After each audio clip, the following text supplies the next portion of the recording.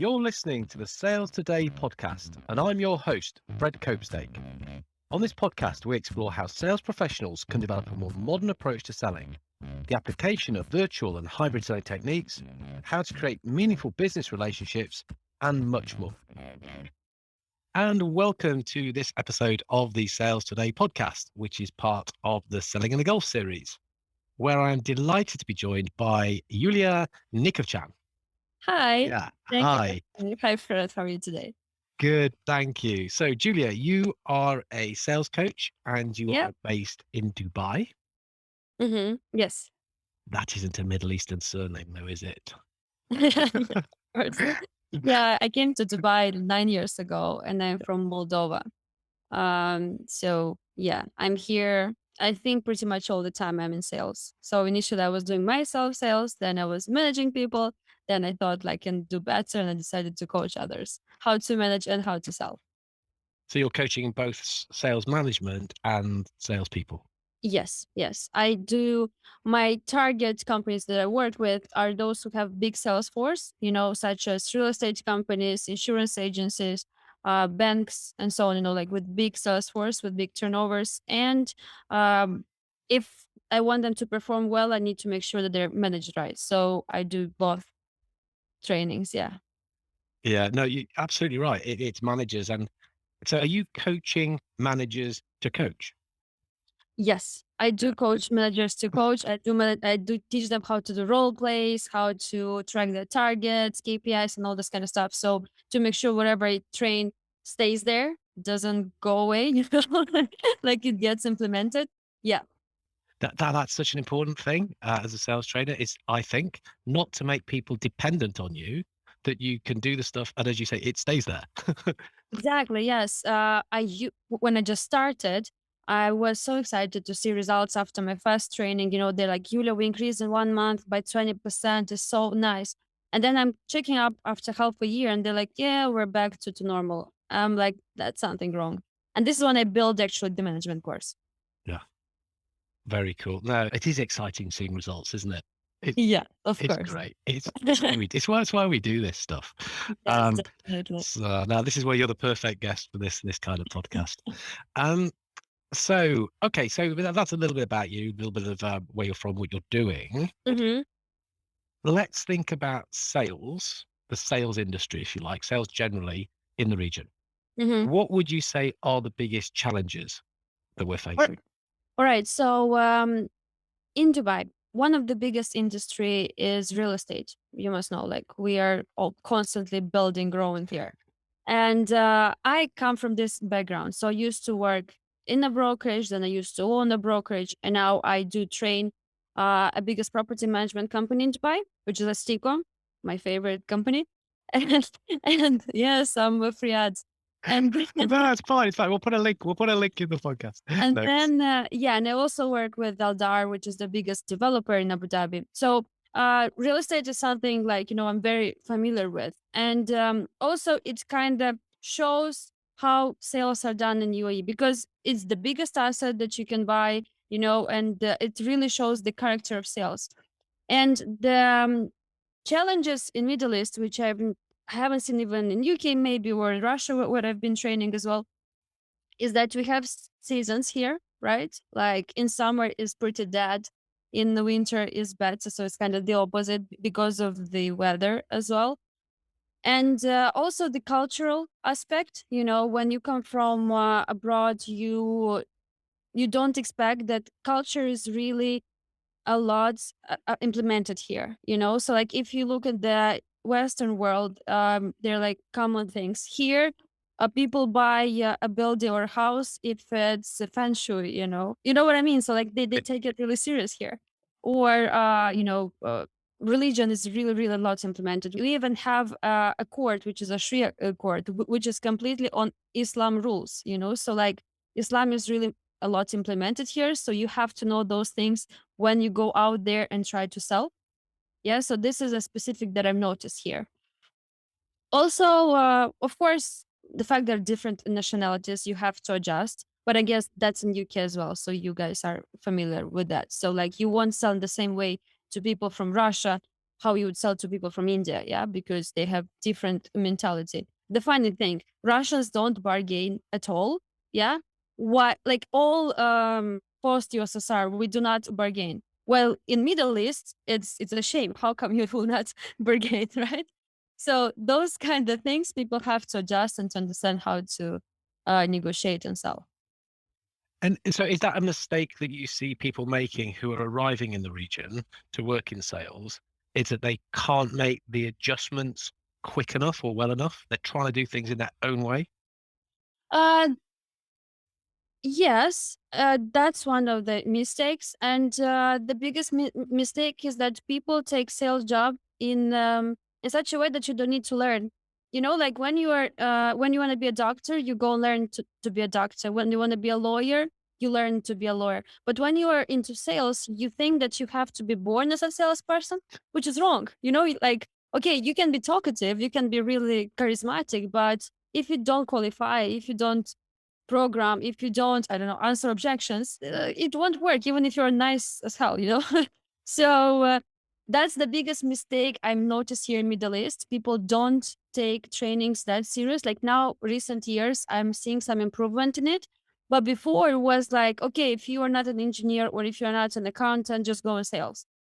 And that's is the challenge of the market because you have um, a lot of unprofessional sales people. You know, it's good for those who are good; they make a lot of money, yeah. But for those who are not investing in it, yeah, it's a shame. It's good for people who train sales as well, Yulia. Of course, yeah, that's why I have a job. Yeah. No, but it is true, and actually I see this all over the world. But this myth of the natural born salesperson, I mean, it's silly really when we think about it, because of, as you said, some of the things that we have to do can be a little bit counterintuitive. You know, it's not what you would Mhm. expect. I think the biggest, I don't know if you found this, you sort of said, "Oh, you're an extrovert and talk a lot." Actually, that can be that can be the worst thing to do, isn't it? Because Yes. you don't get the customer to speak to let them explain what they're looking for. So we have to Yeah. coach this out of people. Of course. Yeah. And in my case, I can tell from my own perspective, I'm a very introverted person. And I know it sounds not true, but it's true. Like I'm a really home person. I don't go out there much. But I learned how to do this job.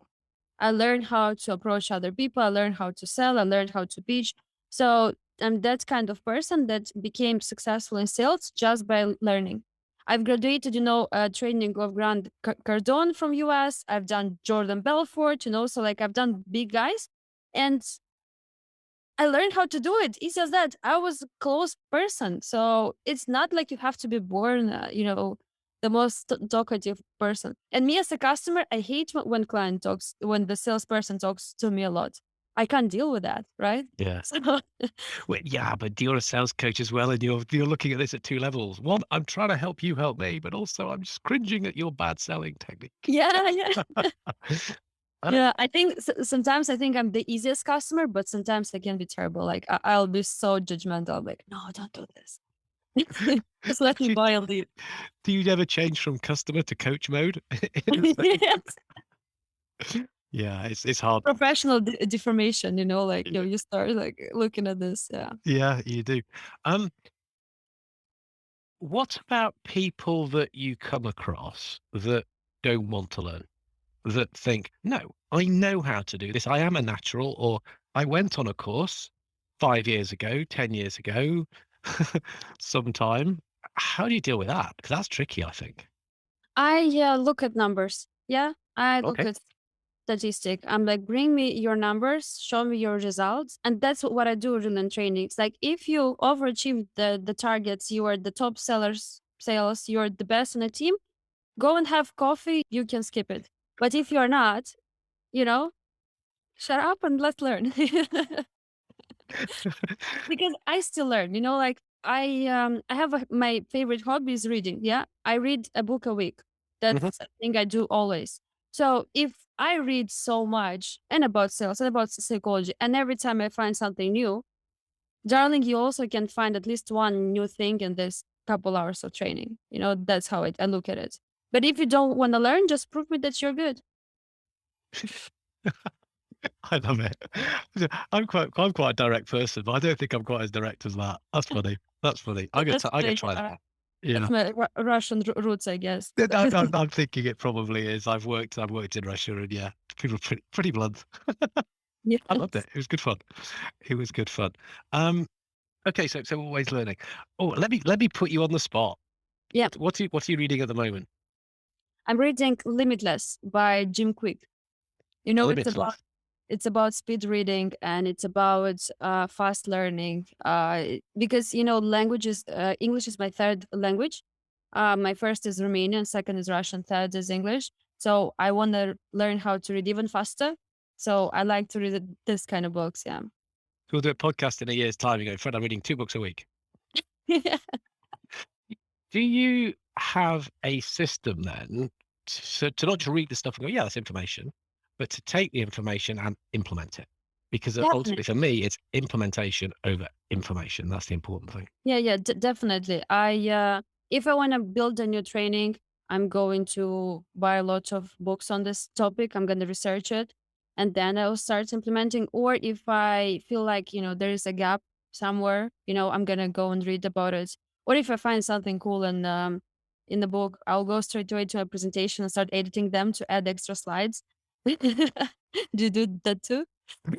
Yeah, I've reconfigured how I do all my training now, and it's very deliberate, and it's been quite a thoughtful process. But yeah, I used to, and it kind of got a little bit out of control because the training got longer, but the days didn't. So it became a lot, and I realized and then this, the quite serious point is I was killing people with kindness. I was trying to give too much Oh, okay, yeah, I because get I was understanding it, I was giving it, I was adding, I was putting more value in it, except it wasn't valuable because it was too much, and people couldn't take it and apply it. it. So so I realized I that am how can we help people apply it is probably the best thing we can do. exactly. In my case, I'm very result oriented. I'm not so much about the process. I like to see what's there, and every lesson has a homework. So like, unless I don't make Yeah. a point how to implement it, I will not edit. So yes, sometimes I find a nice topic, and then like, which task will I give them? Like, okay, it's just cool. I'll just edit it like as a story, but I'll not make it as a lesson because it doesn't make sense. You know what I mean? Yeah. It's a good trainer, a good coach has got the stories, has got little things that they can just drop in to Yeah. texture. But as you say, it's why am I teaching this? I'm teaching because I want people to do this. So I need to get the point across, and then there has to be the homework or the application. Hmm. In sales, it's not homework though, is it? It's your job. Yeah. Yeah. But if you think so, this is how I put it, 'cause people hate homework because it's very childish. But no, it's not homework. It is your job. You're going to go and do this in real life, Yeah. real sale. You're going to sell more. I have an online course, and to students that don't have a job, because sometimes they don't have a job and they want to learn, I'll even give them products to sell from my other clients, like, but I just needed to make sure that they can implement their training and make extra money.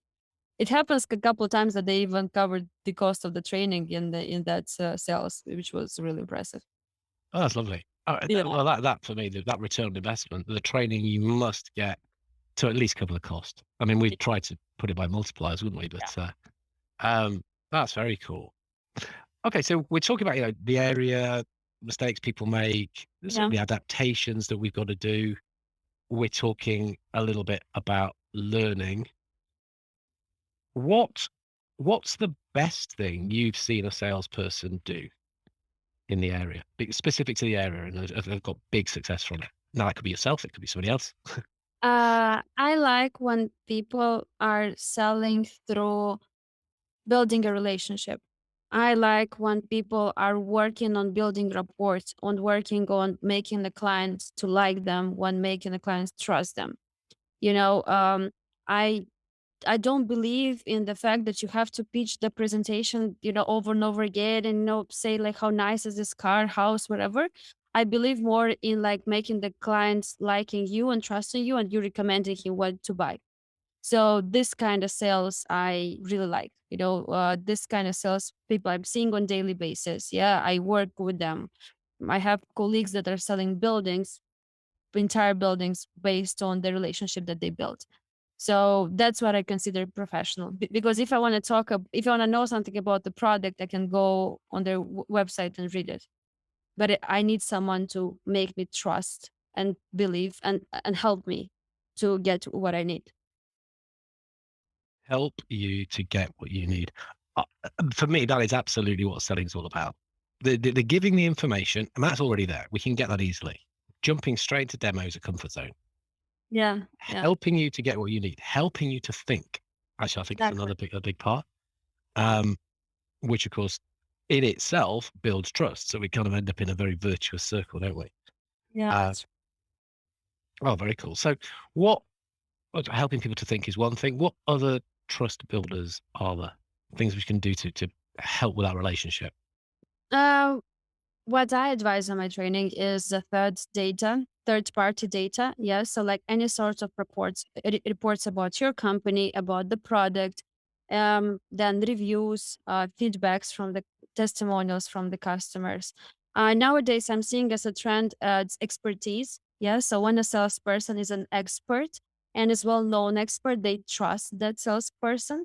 Yeah, Um, that's why I always recommend um, companies that I work with to divide sales team and to give a person an area of expertise, because you can't be an expert at everything, so like choose a narrow area and master it so good that the client has to feel that he's in the right hands. And this is also a big trust builder, like being an expert and showing that you know what you're talking about. And an expert has to share something that the client can't find in Google. This is when you become an expert. When you know something about the product, about the service that a client can't easily find out. Yeah. I love that. Oh, that is such a cool piece of advice. Share something they can't find in Google. Yeah. And that's usually an insight, it's a perspective. And I think for me, if you can then share that and use that to stimulate thinking in the form of a Mhm. question, now we've got a really deep conversation. This stuff, Of this stuff course. people find valuable. Customers like this. Of course. Yeah. I always think in real estate, this is vital. I'm telling people that you have to know how much is the school fees.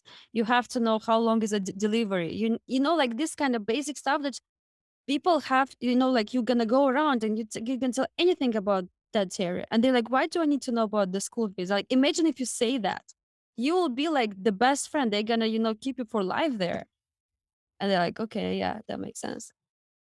I love that. So yeah, working in verticals, so become the expert, become the master of it. Cool. Exactly. And then some industries, they have a kind of their own language, don't they? They speak in weird acronyms and things. When you start Oh sharing yeah. that, people are like, "Oh, you're one of us. You know us. You get us." Yeah. Yes. Yes. That was, by the way, very funny point. I coached a bank recently, and they were selling, credit cards. And I lived 9 years in Dubai. I don't have a credit card from here because they're bad at selling it. And when I started understanding what's going on, I don't understand half of what they're telling me. I don't know half of the terms. And then when I simplified the wordings, I removed all this fancy, banking terms. We doubled the income in 1 month. They were all shocked, like they're like, really? I mean, just don't say all this fancy stuff that's direct debit limits and so on. Like, I don't know it. I don't even understand how the point, the cashback thing works. Explain it to me like normal, simple language. So we've done it and we've seen incredible results. So yeah, we have to talk on clients' language. That's Yeah. 100% true. I love the expression because it makes sense. Tell me like I'm 5 years old. Yeah, sounds like I'm a kid. Yeah, Yeah. exactly. But equally, if you are going into an expert market, you're talking to technical buyers and they do use Mm, technical language, up the language to match them, match yeah. people. That's such a key thing. I think, yeah, as a salesperson, you need to match your client. Even in how you dressed, you can't be overdressed or you can't be underdressed. You can't be overqualified or underqualified. So yeah, you're right. We have to always try to be on the same level.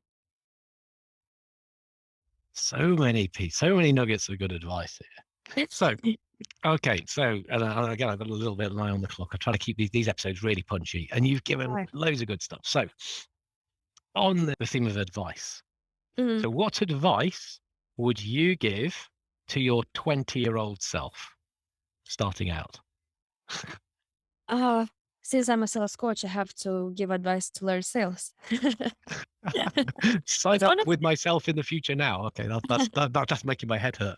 honestly, I would advise to learn how to deal with people, because I don't believe sales is just selling a product, because we use sales anywhere in life. Yeah, we sell to our friends where to go out. We sell to our, I don't know, wife, what movie we're gonna watch tonight.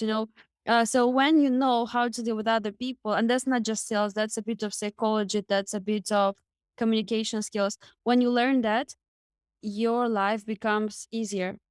I can say for a fact, I never ever had a rejection on an interview because I know how to push myself across. So, like, if at 20 years old, I would learn how to do that, maybe things would be easier, which I don't regret because I am who I am. But still, like, learning how to sell, I really think that they should add it to university, or at least at school. They should add at least a course about communication skills. It should be there. Oh, don't start me. This is a big soapbox that I have, and actually, I'm doing stuff about it. So, yeah, I'm doing some stuff with the App Pace Academy in APAC, and setting something up here in UK as well. So, I agree. Oh, I agree 100%. Sales skills equal life skills. exactly. So, Absolutely. yeah, we're here on the same page then. We're on the same page for so much stuff, Julia. So much Okay, stuff. good. I can feel a second podcast coming on if you're up for Okay. that. I will, yeah. um, I can talk sales nonstop, so I'm so, I'm so up for it. so can I. Oh no, that'd be very good. Thank you. There, you've committed to that. I'm not going to edit that piece out. Well, But no, for now, this is perfect for what we're doing with the mini series, talking about the golf. Um, Thank you so much for coming on. Best place to contact you or ways to contact you? LinkedIn. I'm a LinkedIn fan. Yeah, I love LinkedIn. Thank you for having me, and I was excited about your invite. So thank you. It was fun. I'm looking forward for the next podcast. Yeah, it'll be good. Better questions, tougher questions next time, I promise. Easier, no problem. Yeah, no problem. You heard it here first, folks. No, Julia, thank you so much. Thank you so much. Thank you. Thank you for listening to the Sales Today podcast with me, Fred Copestake. If you enjoyed this episode, please subscribe for more and leave a review. If you didn't like it, also leave a review. It's all about feedback and learning.